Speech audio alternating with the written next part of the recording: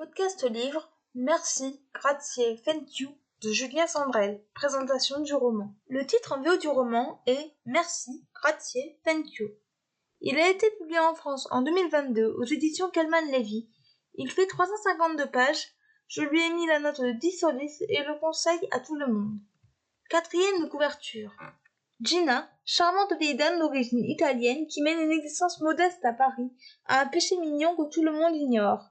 Elle va chaque mois jouer aux machines à sous, et voilà qu'un jour, elle gagne. Aussitôt, Gina prend une folle décision. Cet argent, elle va le partager avec chacune des personnes qui ont joué un rôle dans sa vie et qu'elle n'a jamais pu remercier. Alors, sans rien révéler à quiconque de son gain ni de ses intentions, Gina s'envole sur les traces de son passé.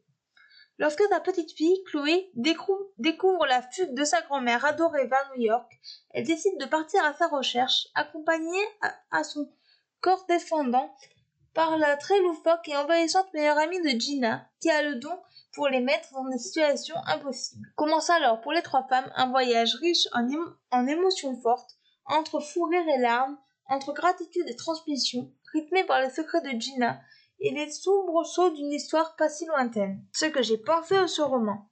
J'ai adoré ce roman. Nous suivons Gina, 85 ans, qui va voir une voyante qui l'informe qu'elle va gagner une grosse somme d'argent. Que va-t-elle en faire? Les personnages sont attachants. Gina a une petite fille qui s'appelle Chloé, dont elle est très proche. Elle a une meilleure amie, Olga. Elle souhaite remercier des personnes qui ont une importance pour elle. Chloé, 24 ans, fuit un événement. Elle a une relation difficile avec sa maman. Olga, la meilleure amie de Gina, est ukrainienne. Elle n'a pas sa langue dans sa poche. Les personnages secondaires ont leur importance dans l'intrigue. L'intrigue, justement, est très belle. L'auteur aborde des thèmes de société, comme les attentats. L'écriture de Julien Sandrel est fluide et donne envie de poursuivre la lecture. La fin clôt à merveille le récit. En bref, une excellente lecture. Extrait du livre. Restez conscient de la chance qu'on a d'être en vie. Profitez de tout ce qui reste de chaque minute. C'est le meilleur moyen d'honorer la mémoire de nos disparus. Les points forts de ce roman, les personnages, l'écriture, l'intrigue et la fin.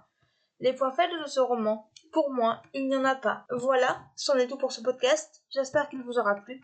N'hésitez pas à me donner votre avis et vos commentaires sur YouTube, à vous abonner à la chaîne. Et je vous retrouve très bientôt pour un nouveau podcast. Ciao!